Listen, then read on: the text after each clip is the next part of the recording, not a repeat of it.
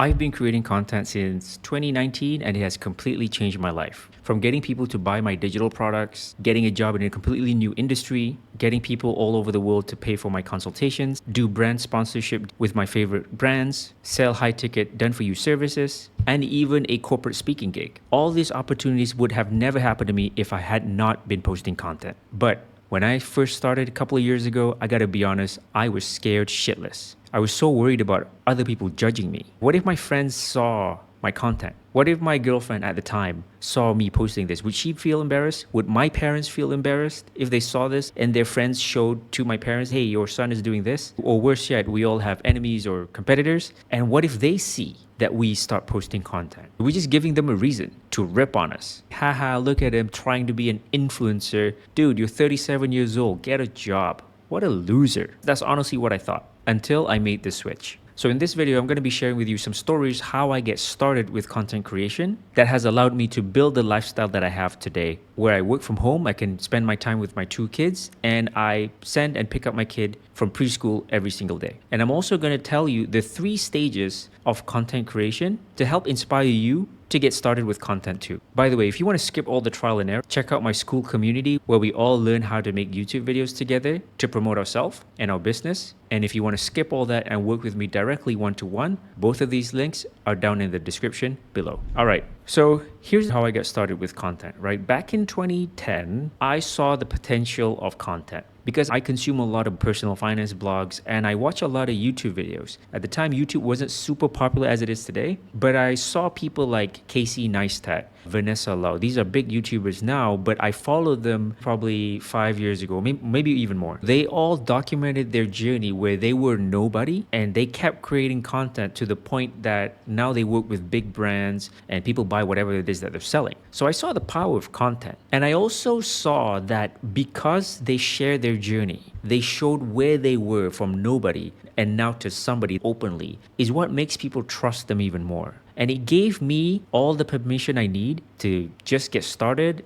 and embrace that I will suck. Why? Because when I looked at their first couple of videos, they all sucked too. So I gave content creation a shot in 2010. I wasn't ready for YouTube back then, but I really like to read. I read a lot of blogs. So I started an anonymous personal finance blog. It was something that I genuinely am interested in. So to help me in that journey, I joined an SEO coaching program to help business owners write articles that rank on SEO so they can make money basically. So at some point, everybody in the mentorship program, including the guy teaching it, all jump into YouTube. And their logic is because, hey, we are SEO people and YouTube is the second biggest search engine in the world. And it just makes sense for us to jump into YouTube to get in some of that traffic, which makes perfect sense. So they were paving the way and documenting their journey as well, which inspired me to, okay, let me give YouTube a shot. So my personal finance blog became a personal finance YouTube channel. And at the time, I reviewed this really trending robo-advisor app. It was called Wahid Invest and Stash Away, really popular here in Malaysia. And because it was a trending thing, my channel just blew up to about 9,000 subs. And because of that, I gained traction and I get to work with brands I love like Wise. I have an affiliate deal with them. I made at least $3,000 in commission alone. They paid me to make some videos about Wise. So that was really cool. And I even tried a bunch of other formats. I started a video podcast as well. Because I had the traction, I invited top marketers in Malaysia to come to my house because I didn't have an office. And we just talk about digital marketing and what we know and stuff like that. So the cool thing is one of the guys that I interviewed, he was a TikTok marketing guy. And later on, over the years, he grew his business so well. He's a really well-known TikTok coach. And he holds a lot of speaking gigs for corporations. Like a lot of businesses also want to get in on TikTok, but they don't know how. So they call this guy to pay him, hey, come over and teach my team how to do TikTok for our brand. So he's doing a lot of that. And one of the clients that he has say, hey, we want to learn how to do TikTok. I'm like, great, I can help you. But they also said, okay, on the second day, we also want to learn YouTube. And he's like, he doesn't know YouTube that well. So he contacted me. He's like, hey, do you want to co-host this thing? And I'm like, hell yeah.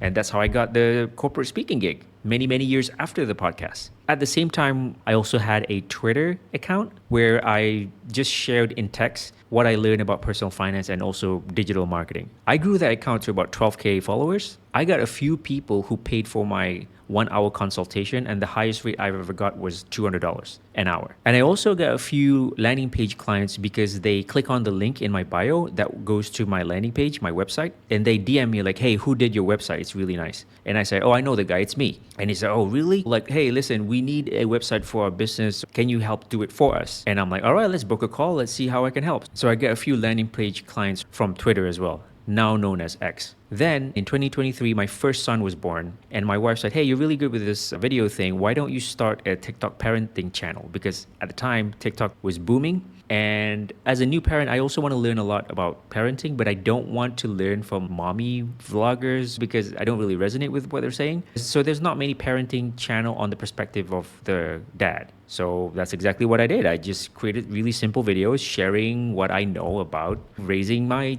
baby, basically. So it's funny that one of the videos sparked controversy. A lot of the parents disagree with how I mix formula milk, something really silly like that, but it was blowing up my channel to the point that I get brand deals like baby brands contact me, give me free stuff to review. So that was pretty cool. But now as a married person, I now have 2 kids. I simply don't have the resources to do so many things, right? So I can only pick one thing, and that one thing is my new YouTube channel where I share my journey starting a solopreneur business. So I think I'm pretty qualified to share with you the 3 content stages that you will inevitably face in your content creation journey. And I think this will help you get over that first hump to just get started, because the fear is that you don't know what you're going to face. But if I tell you these stories, it's almost like somebody laid out a map for you and you'll be less scared to walk the path. All right, so here we go. Stage number 1 is that you have to give yourself permission to suck, because nobody cares. Proof, everyone's first 100 YouTube videos suck. And I'm gonna prove it to you. So we're gonna find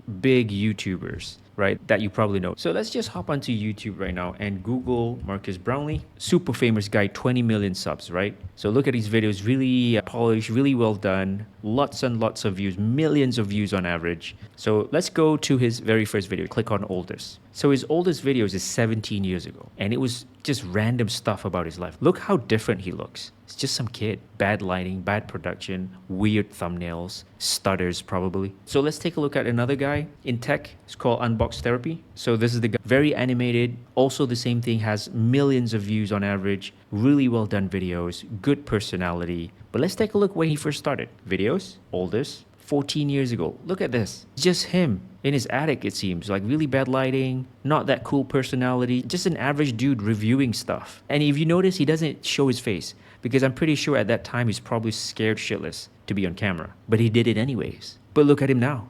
And the same with Vanessa Lau. Let's look at videos. Really well done. Lots and lots and lots of views. Very popular. Let's take a look at her oldest video, 7 years ago. Look at this. Absolute cringe. Okay, so if the top YouTubers in the world first YouTube videos suck like that, what makes you think your first few videos are not gonna suck? It doesn't make any sense, right? So let's say out of there, you also find another channel who their first couple of videos completely popped off. And you think, oh, they can do it, then why is my first few videos don't pop off? And here's the reason why. Most of those guys who do pop off really early, they most likely have another channel or another thing that they've done that did well, that you wouldn't even know unless you really dig into their past, right? I don't believe in people just making it big first time. So which brings me to the next point. For most people, most content will never get seen anyways. So if you're starting out, this will be a giant relief. So you don't have to have the pressure to be perfect all the time, because nobody's going to see it anyways. That's how the algorithm works. And let's say one of the other worst fears that I had was like, okay, I have competitors, I have people I don't like.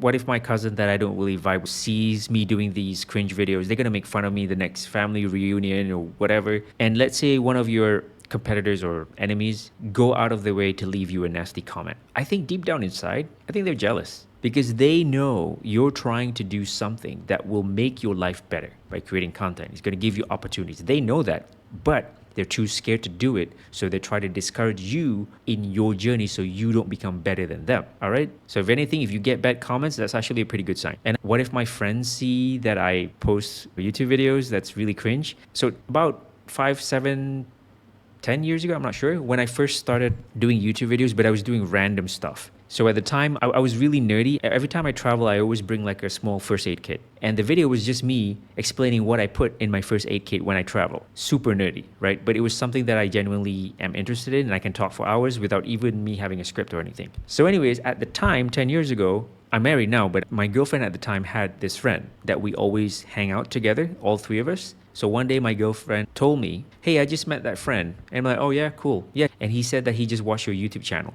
And I'm like, oh my God, did he? Like, what did he say? Well, he said, well, your videos are, But he said that he really admires that you had the balls to put the videos on anyways. And I take that as a compliment. It is something that I remember till today that I really hold on to, because he said that he knows he needs to post videos for his personal brand or business or whatever. He just can't do it. He just don't have the balls to put himself on video. So know this, for every hate comments that you're going to get, there's more people who don't comment on you that actually secretly admires you because you have the balls to do it. Most people don't have the balls. So the lesson here is, honestly, nobody cares. So you got to give yourself permission to suck, and you got to leave the cringe videos there. Just keep it there, because you know why? If you keep posting content, eventually you're going to be somebody. And let's say that point comes where you are somebody, you're famous, and people are going to check you out, who's this person? And they're going to go back to your oldest videos, and they're going to see all of the cringe. They're all going to be like, oh my God, look at where this person has come. They were so cringe when they started. Look at them now. So I think you would get even more mad respect because they can see your transformation. All right, so stage number 2, when I help a lot of people get started with content creation and YouTube specifically, is that they don't know what niche to pick. So a lot of gurus tell you got to pick a niche and do your whole channel should be around that one niche. But a lot of people feel like, oh, okay, I'm kind of interested in this, but I'm also interested in that. So if I pick this thing and 2 years down the road, I ran out of things to say and I'm kind of bored with this, I want to talk about this, wouldn't that murder my channel? So because they don't know what niche to pick, should I pick that? Should I pick this? Or what would happen if I want to change in the future? What if I want to sell my company? They overthink, is why most people don't even start in the first place. And next thing you know, like they've been thinking about it for like 2, 3, 4, 5, 10 years, they haven't started anything, where their competitors are like somebody by now and gobbling up all the market share. So recently I started a school community where I help people who want to get started on YouTube. And I asked them when they joined, like, okay, what's really stopping you? What's the biggest problem? And I would say 99% of the people in there, they don't need any fancy marketing funnel or some advanced strategy. 99% of them simply need help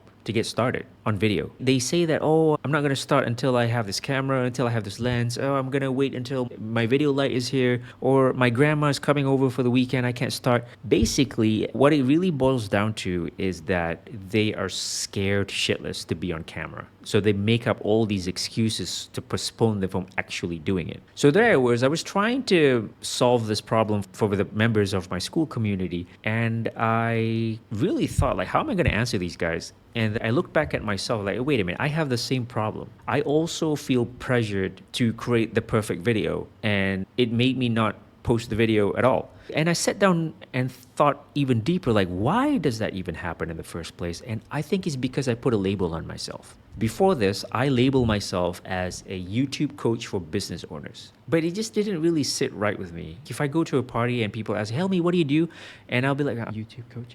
I'm not really proud of it. You know what I'm saying? So because I put the label on myself, it has a lot of pressure on me. So every video that I make must be perfect, must be good. I must know everything. So when my videos flop, then I feel like a giant fraud. So this one day, I was browsing on YouTube on the couch and I stumbled across one of Vanessa Lau's video, and that video was about personal branding mistakes she'd done. And one of the things she said really struck out to me. She said, you shouldn't brand yourself as a title. Instead, you should brand yourself as a transformational journey. And that just made so much sense to me. So from labeling myself as a YouTube coach for business owners, and then every video that I produce flops, makes me feel like a giant fraud. So now I'm saying, hey, I'm an ex-engineer. I really don't want to work 9 to 5. So I'm trying this solopreneur business out, and I'm trying to do that with YouTube. And the reason I'm doing this is so I can spend more time being a present dad for my 2 kids at home. Now, boom, all of a sudden, the pressure has been released. I am no longer a YouTube marketing coach who will flop every single video. I am simply some guy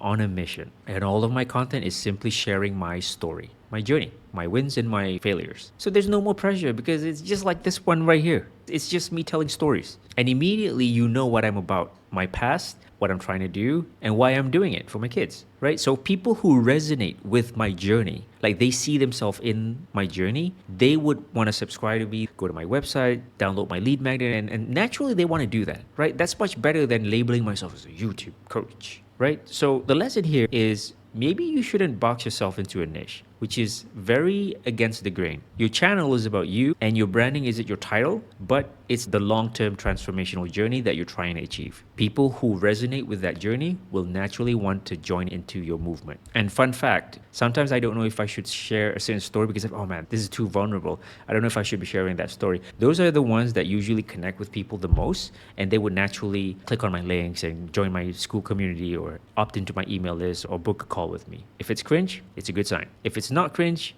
that means it's a really boring story. So checkpoint at stage number 2, you'd have feedback from the market. You've gotten a few people reaching out to you, they get inspired by your stories and they wanted help. So at this point, you can form some sort of offer to help them in their business too, in exchange for money. And now we're gonna go to stage number 3, which is you always will have to learn new things all the time. The myth that a lot of YouTube gurus say is that you have to post consistently, you never give up, and eventually you're gonna make it. And I disagree with that because if I keep posting consistently and all of my videos consistently flop, I'm gonna burn out and quit. So I think consistency is definitely key, but consistently only matters if you're in the right direction. So I've been doing YouTube for like more than 5 years and I'm constantly learning new things, unlearning, and then relearning again. For example, video editing. When I started, I have no idea about video editing. All the YouTube gurus say, oh, try this software, which at the time was DaVinci Resolve, which is a proper editing software. So many buttons, rather complicated. But I learned quickly by doing a lot of videos. But